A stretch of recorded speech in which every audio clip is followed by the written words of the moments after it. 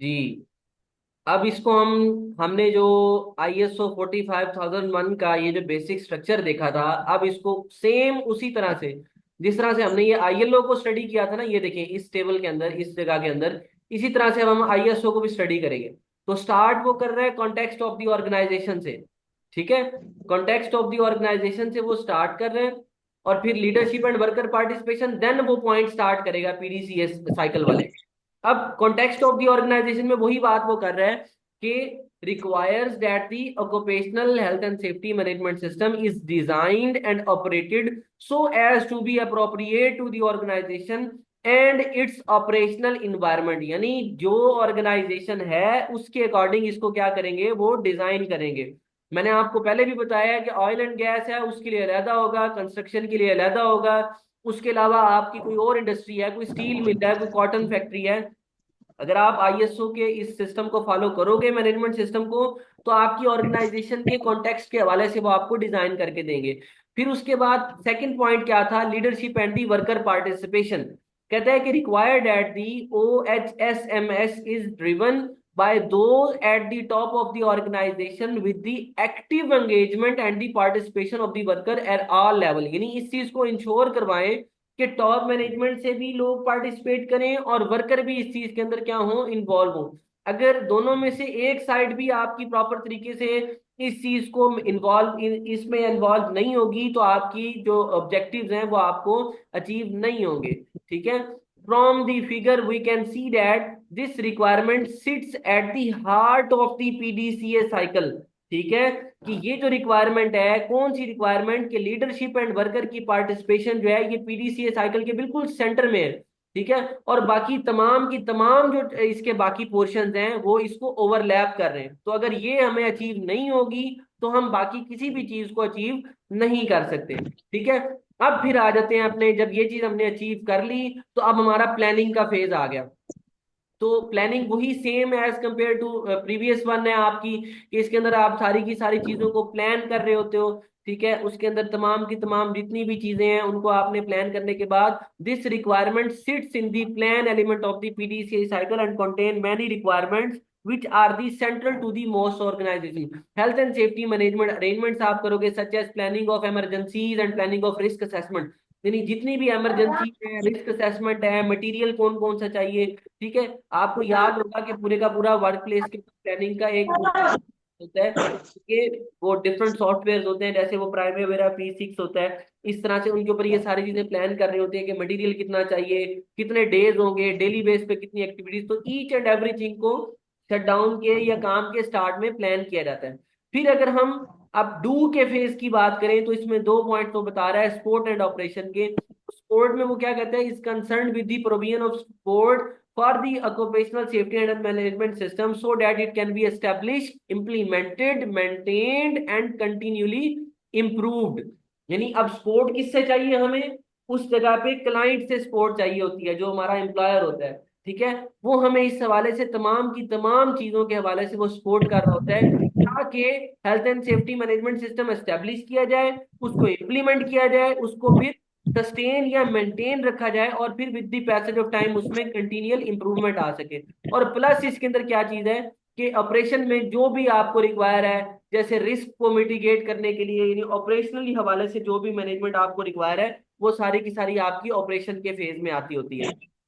ठीक है, यानी आपको PPEs की प्रोविजन करना, उसके अलावा आपको टूल्स एंड टैकल्स प्रोवाइड करना, मशीनरी प्रोवाइड करना, जैसे क्रेन प्रोवाइड करना, ये सारी की सारी चीजें जो है ये डू के फेज में आ जाती होती हैं। ठीक है, फिर उसके बाद वही सेम आपका परफॉर्मेंस एंड इवेलुएशन, वो चेक का फेज आ गया। उसके अंदर आप चीजों को चेक कर रहे होते हो कि जो आपकी डिजायर्ड आउटकम्स थी, यानी figure shows how this fulfil the requirements of the check in the PDCA management cycle. यानी किस हद तक आपको चीजें अचीव हो रही हैं। और लास्ट में फिर इंप्रूवमेंट में वो क्या कहता है कि embeds the principle of learning lessons and implementing the learning from those lessons in the occupational health and safety management system. यानी आपने जो प्रैक्टिकली उसको इम्प्लीमेंट करते हुए चीजें सीखी, और जो health and safety management system में आपको चीजें बताई गई हैं, इन दोनों चीजों को आप क्या करते हो, कंपेयर करते हो, कंपेयर करने के बाद उनको वहां पे इम्प्लीमेंट कर रहे होते हो।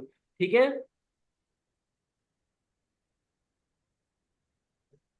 हाँ, इंसर्ट करना।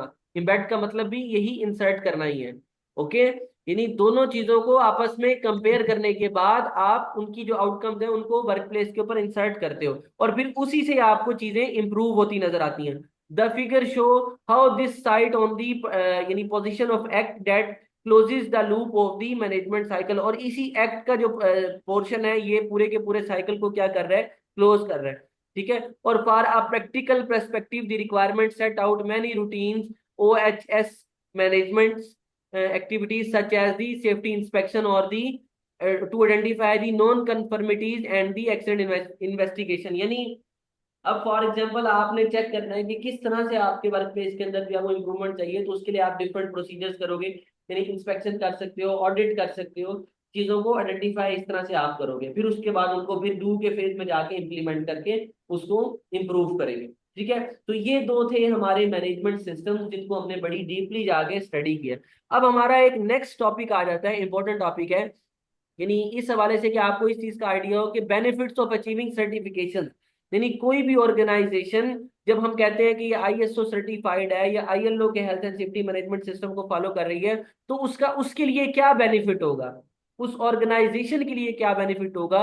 तो वो यही बात कर रहे हैं कि this may be useful for the internal purposes. अब इंटरनल पर्पसेज में क्या आ रहा है, demonstrate to the internal interested parties that the management system exist and is functional. यानी इंटरनल हवाले से चीजों को कंप्लीटली इंप्लीमेंट करने के लिए, उसको एग्जीक्यूट करवाने के लिए, एक स्ट्रीम लाइन वे में लेके जाने के लिए भी आपको ये फायदा प्रोवाइड करते हैं। कौन सी सर्टिफिकेशन, ये जो आप इंटरनेशनली अचीव करते हो, आप आपकी ऑर्गेनाइजेशन जैसे कहते हैं आईएसओ के स्टैंडर्ड को फॉलो कर रही है। और अगर हम एक्सटर्नली बात करें तो जिस तरह आपके क्लाइंट्स हैं, कस्टमर्स हैं, अथॉरिटीज हैं और बाकी सारे लोग जो हैं, इनके हवाले से आपको फायदा पहुंचता है, यानी आपको अच्छा कस्टमर मिल जाएगा। ठीक है, आपके खिलाफ कोई लीगल एक्शन नहीं लिया जाएगा क्योंकि आप स्टैंडर्ड्स को मीट कर रहे हैं। कस्टमर इस चीज को देखेंगे कि ये जो प्रोडक्ट हमें मिल रही है ये आईएसओ के स्टैंडर्ड्स के मुताबिक मिल रही है, इससे आपका प्रॉफिट रेशियो बढ़ सकता है, आपकी फेस वैल्यू बढ़ जाएगी मार्केट के अंदर। ठीक है, इंटरनेशनली आपका ब्रांड जो है वो रिकॉग्नाइज किया जाएगा, आपकी प्रोडक्ट को इंटरनेशनल लेवल पे जो है वो पजीराई मिलेगी। तो ये सर्टिफिकेशन का फायदा होता है। जब आप किसी स्टैंडर्ड को फॉलो कर रहे होते हो तो उसका फायदा आपको इस सूरत में मिल रहा होता है, यानी आपका नो डाउट आपका रेट जाया होगा, ज्यादा होगा, लेकिन क्या होगा कि लोग उस चीज को फिर भी परचेज करेंगे, वो कहेंगे कि इंटरनेशनल स्टैंडर्ड्स के मुताबिक है। ठीक है, लोकल चीज पे आपकी चीज को प्रेफरेंस दी जाएगी, तो ये इसका आपको फायदा होगा, बेनिफिट्स मिलेंगे आपको। ठीक है, कहते हैं कि certification is an expensive process but the cost of achieving and maintaining certification are often outweighed by the financial benefit associated with a robust formal certified occupational health and safety management system।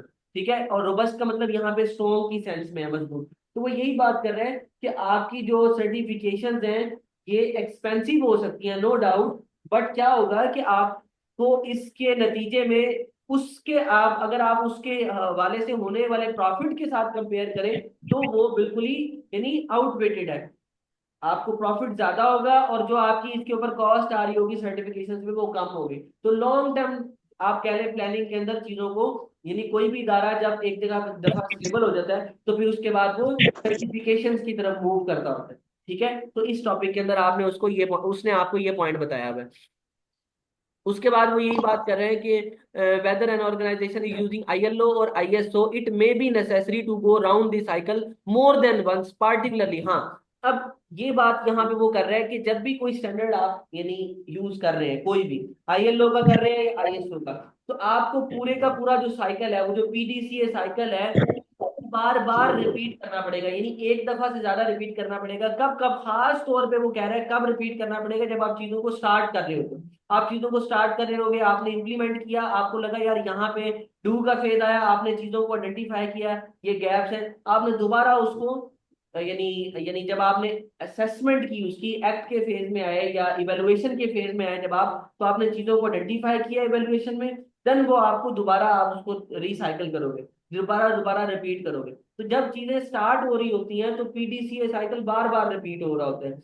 हो सकता है आपने कोई ऐसी चीज identify कर ली हो जो पॉलिसी में भी ना हो, तो उसको दोबारा से फिर आप चेंज करेंगे। फिर दूसरा, जब developing a new process product और सर्विस, जब आप कोई नया प्रोसीजर इंट्रोड्यूस करवाते हैं या कोई सर्विस नई देना स्टार्ट कर देते हैं, तो उस सिचुएशन में भी पीडीसी मैनेजमेंट में थोड़ी चेंजेस करनी पड़ती हैं आपको।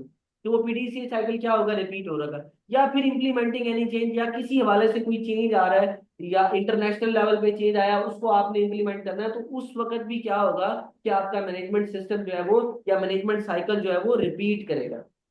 जब एक दफा चीजें स्टेबलाइज हो जाएंगी, प्रोसीजर सारे एक दफा इंप्लीमेंट हो जाएंगे, तो फिर ये चीजें रिपीट होने वाला, साइकिल के रिपीट होने वाला जो पोर्शन होगा वो कम हो जाएगा। जब कोई ऑर्गेनाइजेशन नई होती है या वो चीजों को स्टार्ट कर रही होती है, तब ये रिपीट होता है साइकिल। जब कोई नई प्रोडक्ट पॉलिसी लेके आ रही होती है, लॉन्च कर रही होती है, तब भी रिपीट होता है। अब जिस तरह आपको याद होगा, वो जो टेस्ला में साइबर ट्रक इन्होंने इंट्रोड्यूस करवाया था, तो ऑनलाइन डेमो के दौरान ही उसकी स्क्रीन टूट गई थी जब उसने वो मारा था उसके अंदर लोहे का बोल जो है।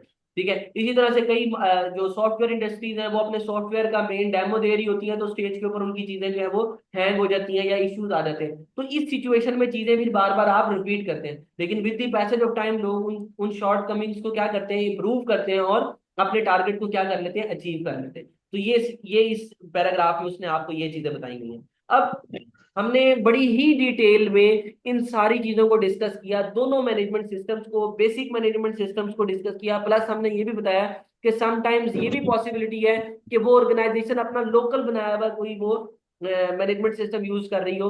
तो अब हम अपना जो सेकंड टॉपिक है वो पॉलिसी के हवाले से, हेल्थ एंड सेफ्टी पॉलिसी जो हमारा टॉपिक है, इसकी तरफ मूव करते हैं। अब उस हवाले से वो एक इंट्रोडक्शन देगा हमें, हेल्थ एंड सेफ्टी का इंट्रोडक्शन। चलें, इसको हम कल डिस्कस करेंगे फिर।